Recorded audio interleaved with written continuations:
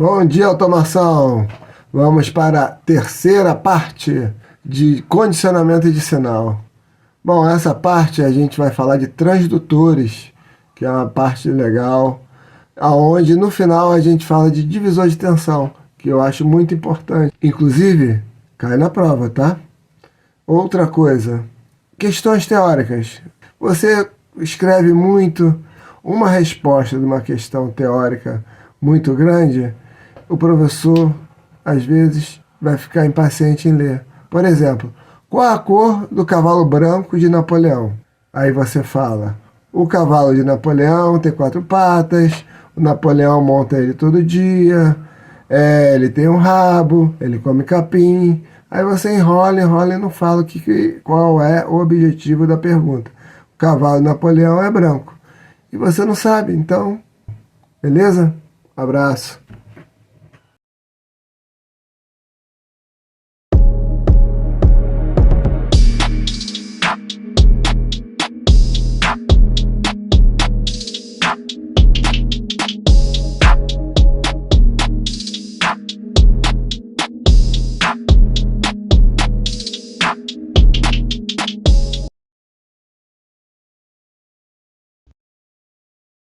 Então, o condicionamento de sinal, como eu falei, do sensor analógico, algumas características desse sensor, ele tem um cara chamado transdutor, que faz uma amplificação desse sinal para o sistema de controle ler. Como o Arduino, por exemplo, ele só lê sinais analógicos de 0 a 5 volts. Ele não lê 4 a 20 miliamperes, ele não lê. Ele só lê 0 a 5 volts. Então, vamos dizer que eu tenho um sensor. Isso até poderia virar um exercício de hoje. Eu tenho aqui um transdutor e um controlador, que é o nosso Arduino, que todo mundo já conhece. Então vamos dizer que eu tenho um sensor que tem um range físico. Pega um sinal de 20 graus Celsius a 100 graus Celsius. O sensor ele pega e transforma esse sinal num sinal elétrico de 4 a 20 miliamperes. É um sinal industrial, mas o Arduino não consegue ler esse sinal, porque o Arduino só lê de 0 a 5 volts. Probleminha bom aí feito. Como os técnicos de automação industrial vão fazer para transformar um sinal de miliamperes para um sinal em volts? Eu preciso botar um transdutor para transformar esse sinal elétrico de miliamperes para um sinal elétrico em volts. Como fazer isso? Eu acho que uma pergunta dessa, às 7h59 da manhã, quase 8 horas, o neurônio nem funcionando está direito. Esse transdutor, ele vai ser usado aqui para fazer essa conversão usando um cara chamado lei de Ohm. Eu posso usar a lei de Ohm para resolver esse problema. Qual é a lei de Ohm? Então V é igual a R vezes I. Então o conversor AD do Arduino, ele transforma de 0 a 5 volts em um sinal digital de 10 bits de 0 a 1023. Então isso aqui está ficando uma loucura de conversões. Eu pergunto para vocês, como? Como eu faço essa conversão de miliamperes para volts, usando a lei de Ohm? Quero uma ideia. Aqui a ligação inicial.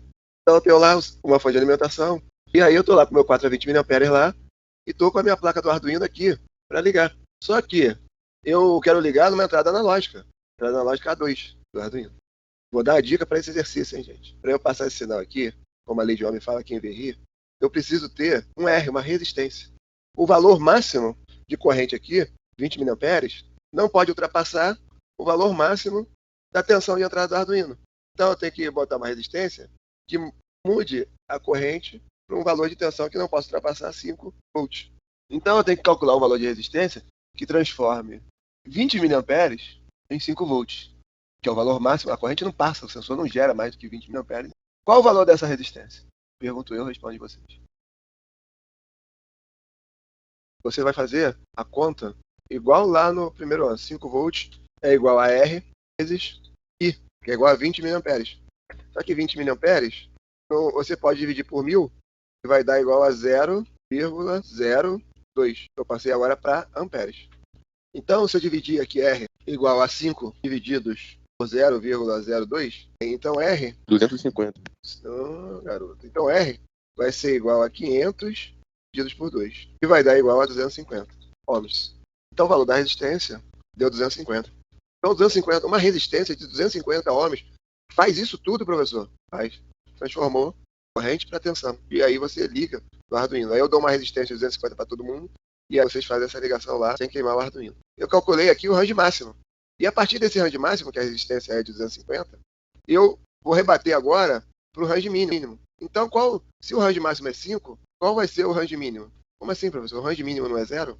Não, não. O range mínimo não é 0, vai ser modificado. Qual vai ser o valor do range mínimo? 1 Muito bem. O quê? Qual a unidade? volt. Então, isso aqui vai ser igual a 1 volt. Então, o range vai variar de 1 a 5 mA.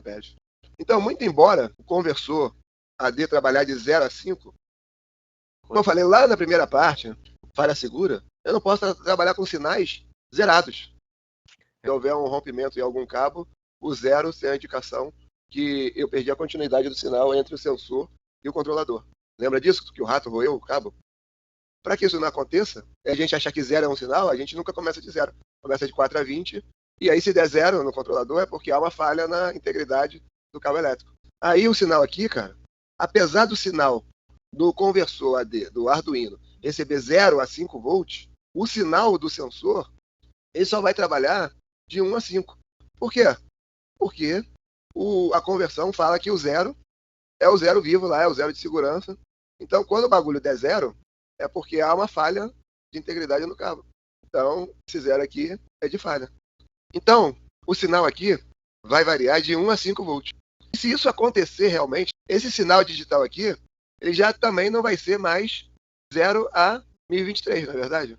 Então, tem um valor aqui que vai entrar agora nessa conta. Qual é esse valor aqui? Não é 1.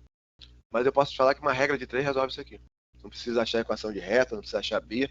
Se 5 volts está para 1023, 1 vai estar para X. 1023 divididos por 5. Então daria 204,6. Mas não existe bit, né? Fracionado. Então 204,6 eu posso aproximar para 204 ou para 205. Tu vê como o condicionamento no sinal analógico vai trabalhar dentro do sensor, fora do sensor e dentro do Arduino. E como o transdutor faz isso? Eu dei um exemplo aqui de um transdutor simples, que é o foco da aula de hoje. Olha, gente, isso aqui é uma dica para a vida, tá? Para a vida profissional da área de automação industrial. Você tem que conhecer o seu controlador, saber os valores de entrada e ver se o sensor é compatível a ele ou não. Se for compatível, beleza. Se não for, por exemplo, se eu boto um sensor aqui que manda um sinal de 0 a 10 volts, eu queimo o Arduino. Ah, vou ligar no Arduino. Beleza. Uf, vai sair fumaça. Quando ele passar de 5, ele vai queimar essa entrada analógica do Arduino. Na hora. Primeiro eu comecei com 2 ranges. Range de temperatura, range elétrico. Aí já é um range de conversão do transdutor e o range digital. Depois foi o range digital e agora o range de conversão do transdutor.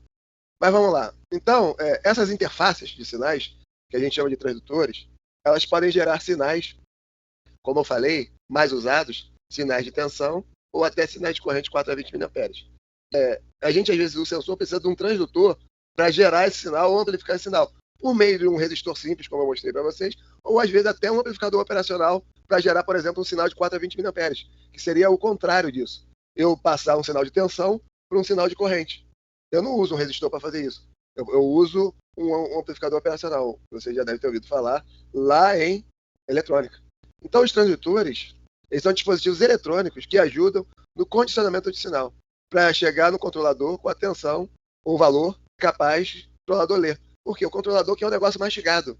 Ele tem o Arduino, por exemplo, tem alguns equipamentos, alguns controladores que você pode modificar a característica lá.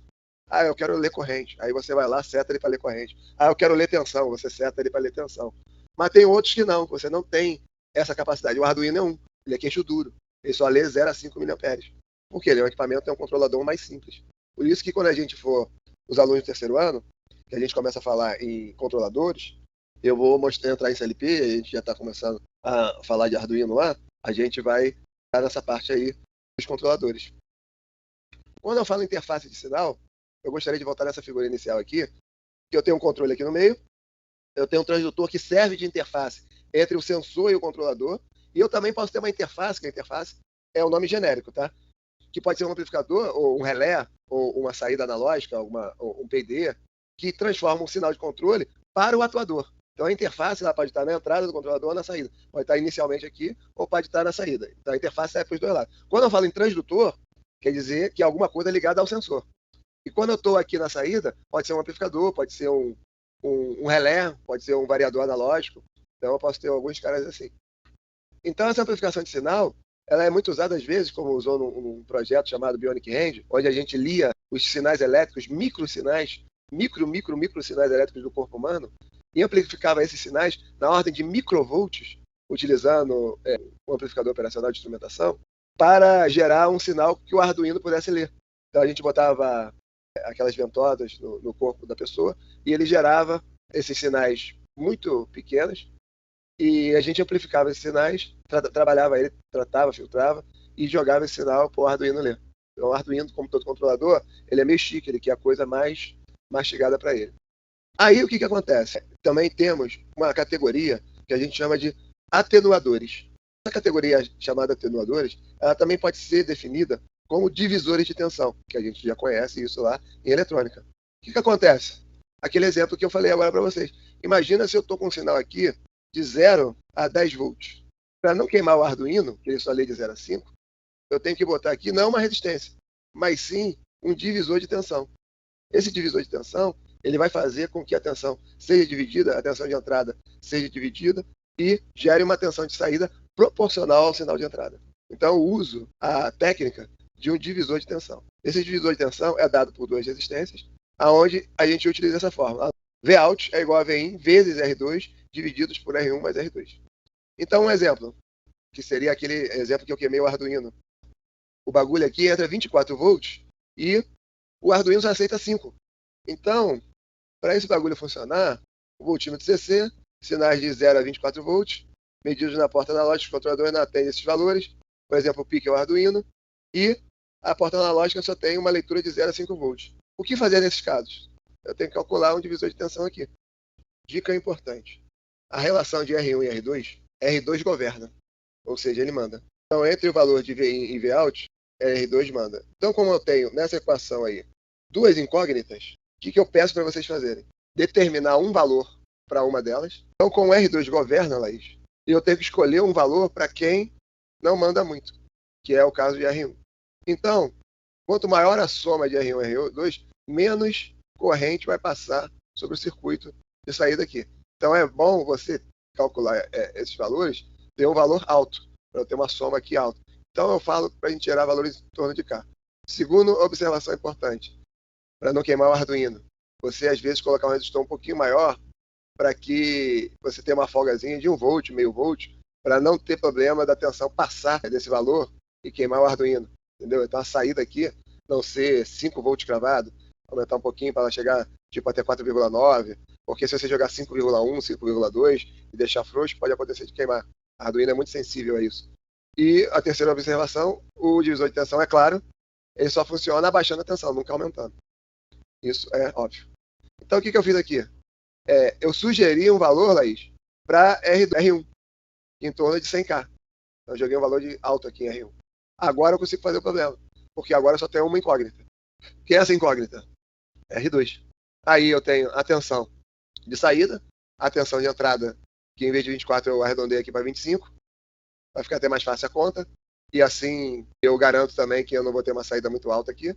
E aí eu fiz a conta aqui, deu 25K.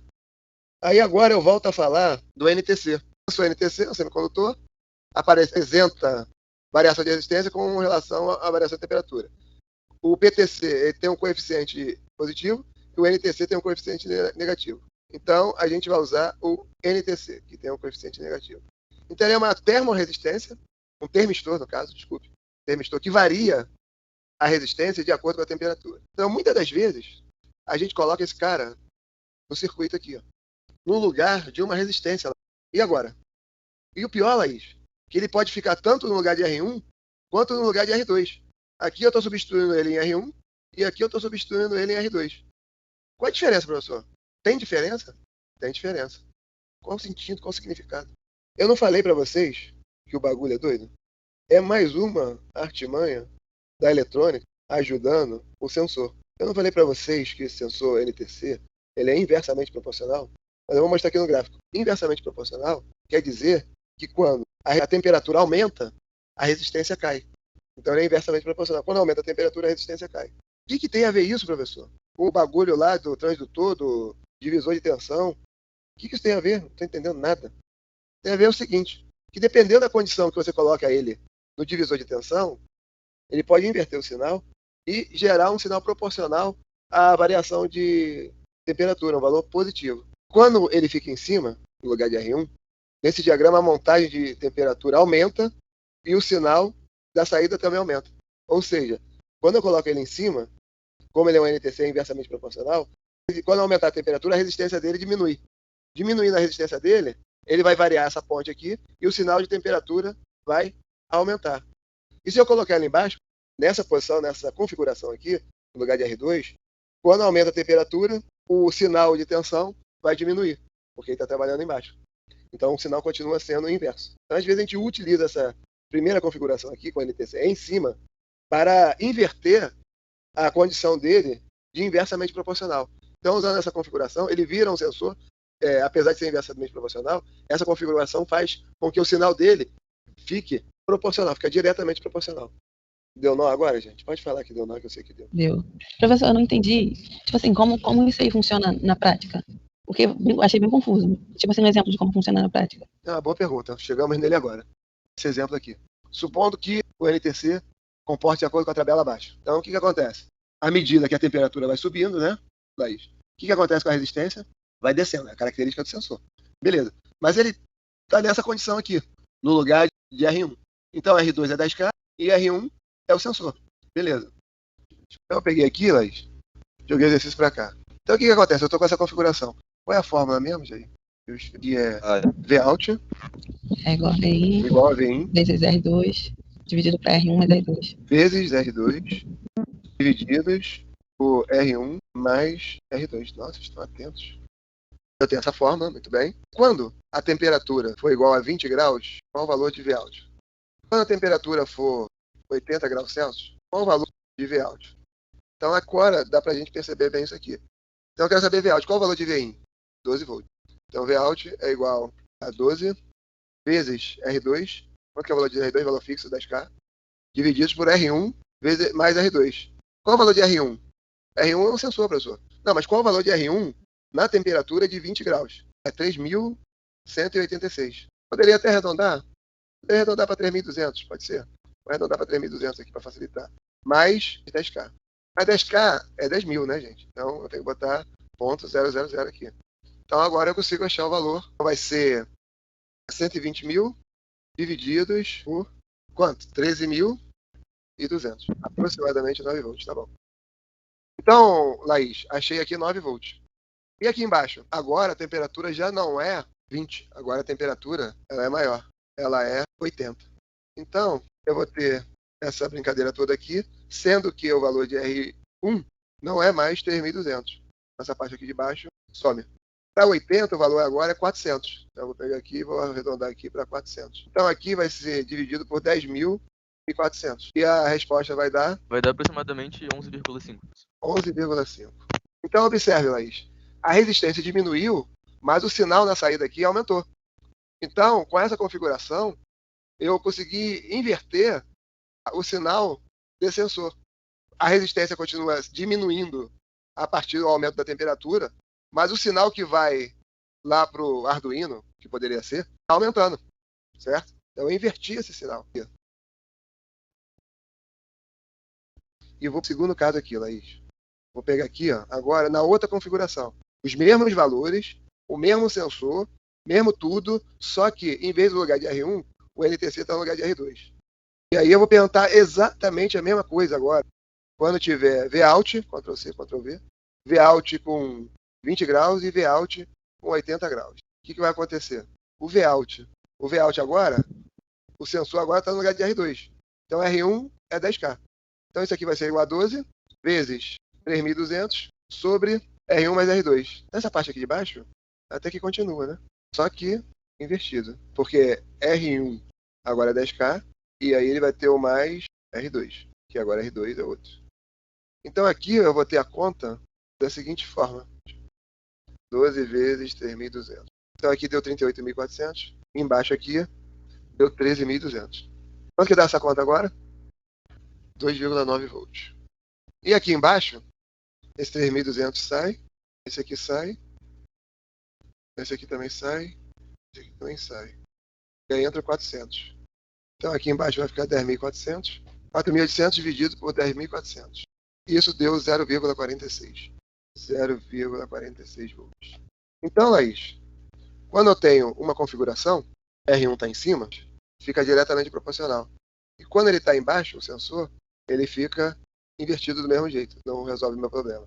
Em algumas situações, às vezes a gente pode usar um transdutor dessa forma e ele servir para inverter o sinal do sensor e assim, à medida que a temperatura aumenta, o sinal também vai aumentar. E aqui embaixo, à medida que a temperatura aumenta, o sinal diminui. Então, nessa configuração aqui, eu consigo inverter o sistema e ele fica diretamente proporcional, usando o advento do transdutor de divisor de tensão. E aqui ele continua inversamente proporcional. Eu acho que era isso que eu queria passar para vocês.